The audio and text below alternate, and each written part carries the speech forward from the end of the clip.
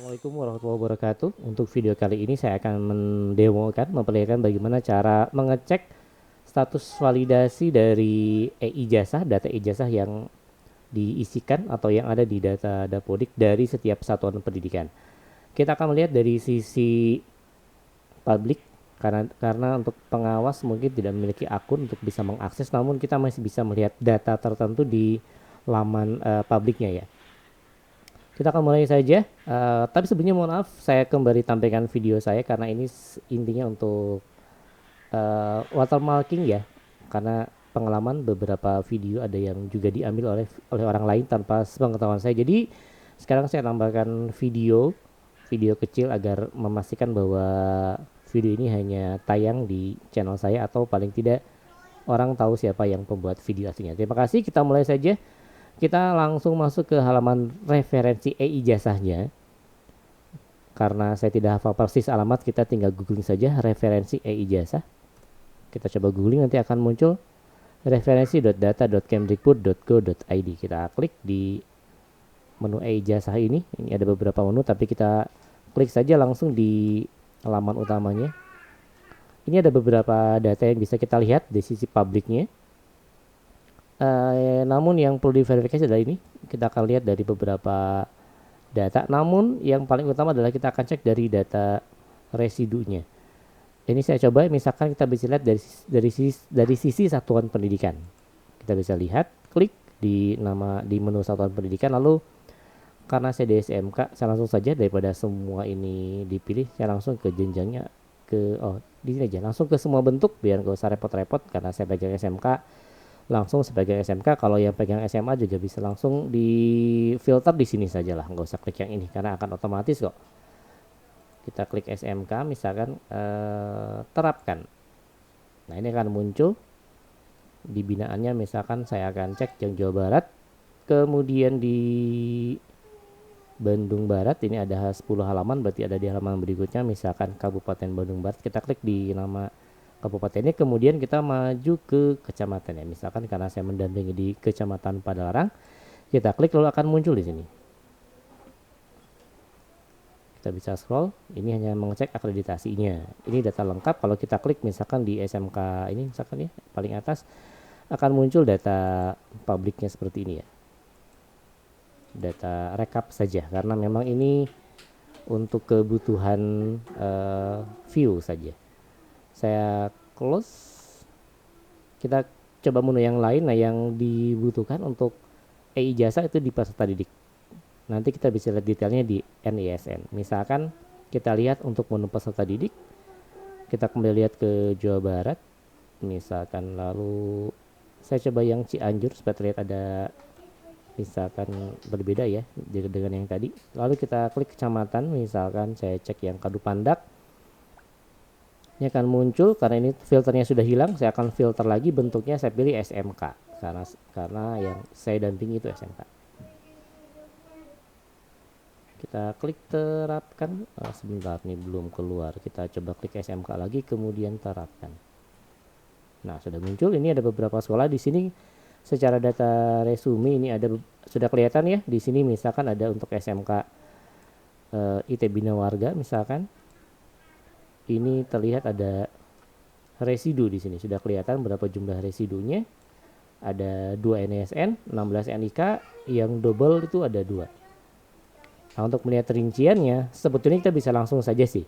Yang paling utama itu kan agar siswa mendapatkan ijazahnya, berarti kita harus cek NISN ya, memastikan dia NISN-nya terdaftar, tidak ada di residu supaya terhitung sebagai penerima ijazah.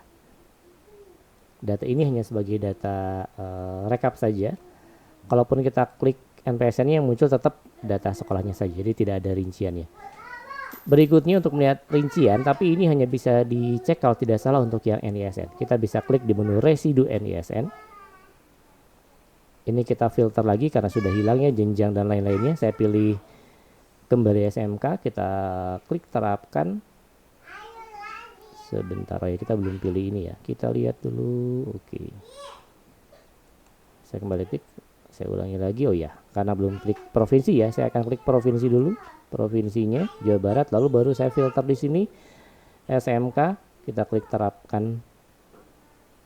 Oke, tidak ada database. Sebentar ini saya reset dulu ya. Kita reset dulu. Ada sedikit masalah. Kita ulangi kembali. Kita klik Jawa Barat misalkan, kemudian kita klik SMK, terapkan. Oh, berarti sepertinya kita harus pilih dulu ini ya. Kita pilih dulu kecamatan dulu deh. Saya pilih lagi provinsinya, kemudian kita cek kabupatennya.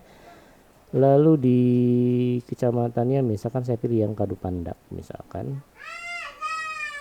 Bentuknya baru kita filter, karena tadi belum muncul filteringnya ya, karena belum muncul pendidikan, sehingga tidak muncul filtering dari bentuknya.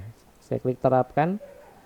Nah, ini mulai kelihatan yang ada data NSN tidak valid akan muncul sebagai link biru. Nah, kita bisa klik di sini. Di sini ada misalkan untuk IT Bina Warga ada 2 NSN yang kosong. Di sini kita bisa lihat contekannya. Kita kliknya di, nah kalau kita klik di NPSN yang muncul tetap nama sekolah. Nah, untuk melihat resume datanya atau contekan datanya kita bisa klik di nama satuan pendidikannya. Ini berwarnanya berbeda ya. Kalau yang sudah valid ini aman, nggak bisa diklik. Kalau yang dia masih belum aman, ini akan muncul sebagai link. Kita klik, nanti akan muncul statusnya. Ini misalkan ada 2 siswa atas nama ini, disembunyikan. Ini saya ada H dan R. Statusnya adalah NISN-nya kosong. Nah, data ini harusnya bisa dilihat secara rinci tentunya oleh operator satuan pendidikannya masing-masing. Seperti itu. Begitupun untuk yang data kependudukan, kita cek kalau tidak salah yang data kependudukan itu tidak muncul data personal, tapi tidak masalah. Yang penting kita bisa tahu rekapnya, dan yang paling utama yang harus kita cek paling utama adalah yang data NISN ini. Kita kembali bagaimana kalau melihat yang data verifikasi kependudukannya. Kita kembali ke menu ini A, kita klik di tanda panah kanannya, kita bisa klik di residu kependudukan. Dengan cara yang sama kita pilih provinsi, kemudian kita pilih, sekarang saya pilih yang Bandung Barat ya misalkan. Kita cari, nah, silakan ada 3 halaman atau bisa diubah di sini ya. Mau langsung muncul 50 boleh. Nah, akan muncul biar nggak ada page-nya. Kemudian saya coba Bandung Barat. Kecamatannya adalah Lembang misalkan ya. Kita coba yang Lembang, Kecamatan Lembang. Lalu kita, karena muncul SD juga biar nggak ribet, kita pilih bentuk SMK. Kita klik terapkan. Sudah muncul. Nah, di sini kembali ya, yang muncul hanya ini ya. Kita lihat di sini. Ini misalkan ada beberapa kasus nah ini sekolah yang pertama misalkan. Nah, di SMK ini ada residu nama, tanggal lahir, tempat lahir, dan seterusnya dari jumlahnya. Ini harus diselesaikan di Disdukcapil. Biasanya bisa lewat kecamatan atau mungkin langsung ke Disdukcapilnya.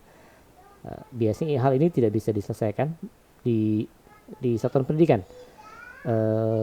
Kecuali untuk kasus-kasus yang memang di data dapodiknya sudah oke. Misalkan hanya salah ketik di dapodiknya, misalkan di namanya, biasanya nanti peserta didik akan diminta untuk melampirkan kartu keluarga terbarunya, dipastikan data sudah sesuai. Kalau memang ternyata data kependuduknya memang yang tidak sesuai, maka satuan pendidikan, siswanya, peserta didiknya beserta orang tuanya tentunya harus menyelesaikan ini di Dinas Kependudukan dan Catatan Sipil kabupatennya masing-masing atau melalui kecamatan, karena biasanya di tingkat kecamatan ada juga petugas untuk data kependudukan ini.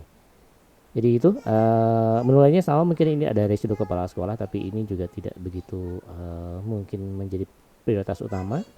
Tapi caranya sama saja, kita bisa klik wilayahnya, kemudian kabupatennya, saya pilih Cianjur saja biar muncul di depan, kemudian kecamatannya misalkan Sukanagara. Kita tinggal filtering saja bentuknya mau yang mana, mau SMA, mau SMK. Saya pilih SMK, terapkan, nanti akan muncul di sini. Ini berarti aman, tidak ada yang bermasalah. Di SD misalkan mau diubah, kita terapkan, nah aman juga misalkan. Seperti itu. Jadi data ini paling tidak bisa menjadi tempat untuk memonitor kevalidan data yang nanti akan digunakan di e-Ijazah. Terima kasih sudah menonton. Assalamualaikum warahmatullahi wabarakatuh.